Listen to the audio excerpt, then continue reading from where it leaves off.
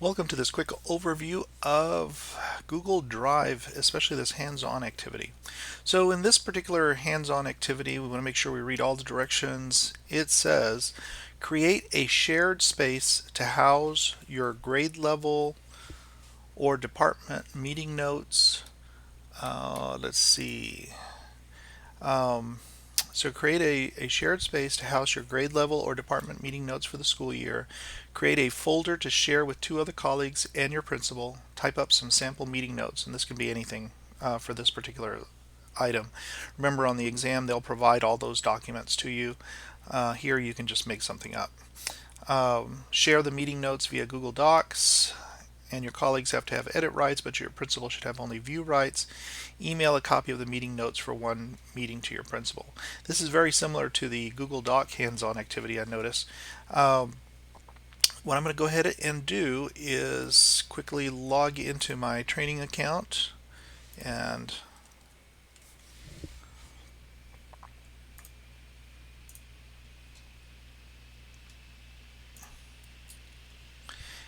so now what I need to do, according to the instructions, looks like the first thing I might need to do is create a folder to share with two other colleagues and my principal.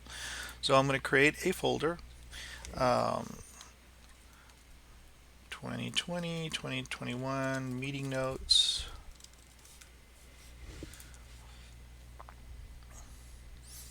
And you can see I have that. I can change the color to something so that way it stands out. So 2020-21 meeting notes, I'm going to go ahead and open that up so that way I'm just working with this instead of everything else that might be in the drive. And it says share that folder with two other colleagues. So I can come up here to my breadcrumb and come down to share, and here this is where I can add my colleagues. So I'm going to quickly add my two of my colleagues, and here's our meeting notes folder. Thanks. And I'm adding those people as editors. Now if I wanted to, I could add them as a viewer, but they need to be able to edit. So I'm going to go ahead and click send. Now that I've added those two people, I'm going to come back and add my principal. And my principal is going to have viewer rights. So I'm going to choose viewer, and that way the principal will only be able to do that. Now I know it looks like I'm just sharing it with myself, but this is actually another account that I have, and I'm pretending that that's a principal account. Play along. Okay, I want to go ahead and click send, and now I have that. Now when I come back up here and I click on share, I will be able to see all the sharing rights that or all the people that have access to this folder. No one outside of this folder has access to this except maybe the G Suite administrator, who can give himself or herself access to the account.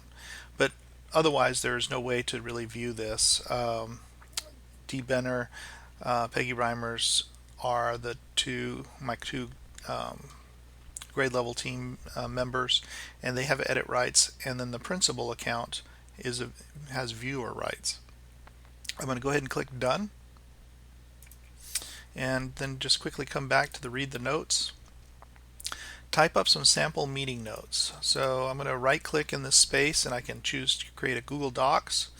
Do that with a right click, or I can just come up to new, and what's going to happen is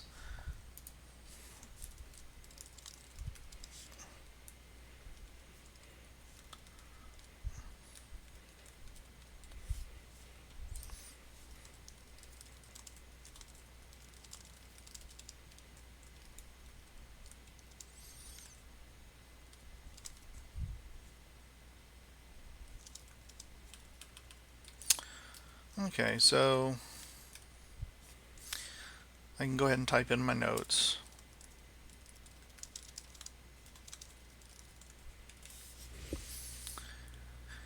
And that's, let me come back here. And it says share the meeting notes via Google Docs. My colleagues have edit rights, but my principal should have only view rights. Now, one of the fun things to remember here is that I created this Google Doc inside of this folder. I know it's not necessarily showing up, but there it is. And that means that anything that's created inside of this folder that I've already shared in Google Drive, it inherits those sharing permissions. So this doc is actually shared in the same way that I shared this folder. And so if I come up here to the top right hand corner and click on share, you'll be able to see that it's already shared the way that I set it up. This makes folders in Google Drive really handy because you only have to share it once the way you want it, and then anything that you create inside that folder will be accessible to all the people you shared it with in the way that you shared it via the folder. Does that make sense? So because I set up sharing in the folder, I already have it set up in the doc. Now the only time that you want to be a little bit more restrictive is if you create a folder and you don't want people to have full access to that folder, in which case you can either share specific items using the document sharing, or create another folder inside of that more restrictive folder. So what I could do is come in and create a meeting notes, let's call it the secret meeting notes. And that's going to create a folder for me very slowly. And unfortunately that folder also has the same sharing rights. So what I would have to do is come back up here and remove people.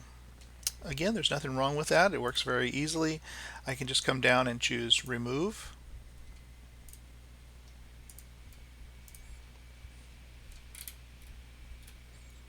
Here we go. And I've removed access for all those 3 people from the 2020-2021 meeting notes folder.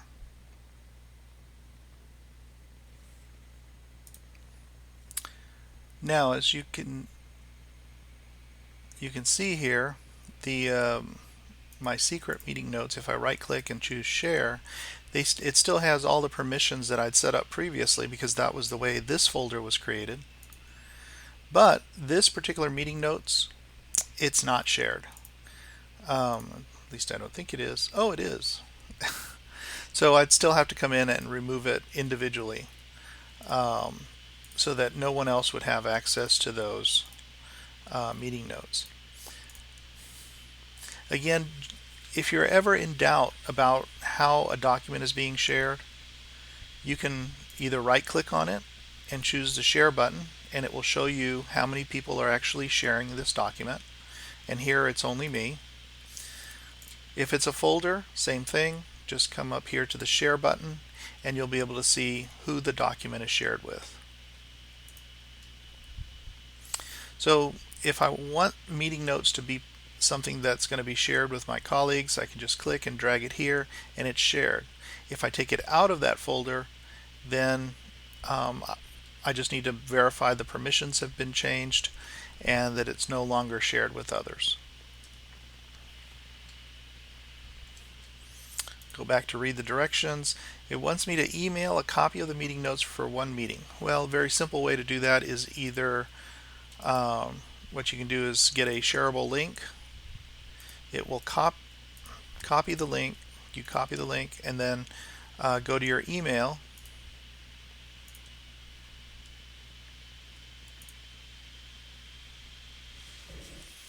and then send it to